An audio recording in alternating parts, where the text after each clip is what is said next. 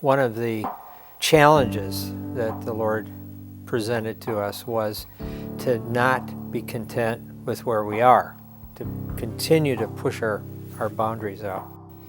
And we had sort of just looked at this city way out west China, and we decided, hey, that's a place to go. There were no, as far as we knew, there was no Christian influence there. It was a Muslim area, and so we booked our flights, took some staff and some friends of ours, supporters, and we flew to the city. And we went to one of the major hotels in the city, and we said, okay, how are we going to reach this city? Well, there was a TV station up on the hill.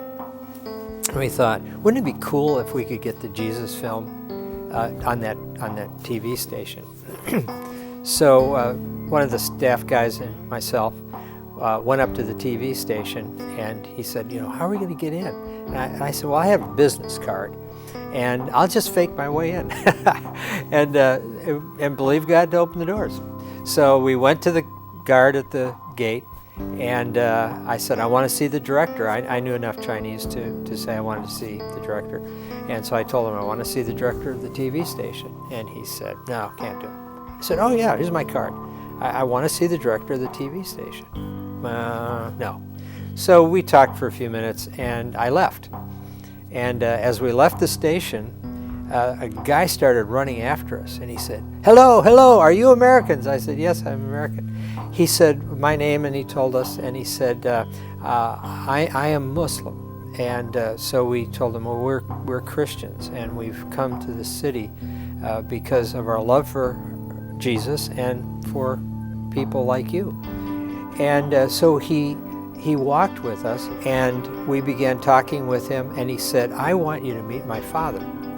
And we found out his father was a Islamic cleric, and was a student of Islam and a teacher. And it turned out that he and I had the same birthday. And so we were immediate friends, of course. And we went to his parents' home. And so we were able, by God's grace and through His Spirit, to touch a life and the extended family that came that night with the gospel. And just through one of those sort of zany ideas, you just say, okay, how are you going to reach a city? How about the TV station? And then God led us on to meet with others that had connections in the city. We were able to go to a middle school there, and we went to the middle school, and they were so taken with us. And we told them about America and about the holidays we celebrate, and what Christmas was all about. And it was, God opened doors that were just incredible.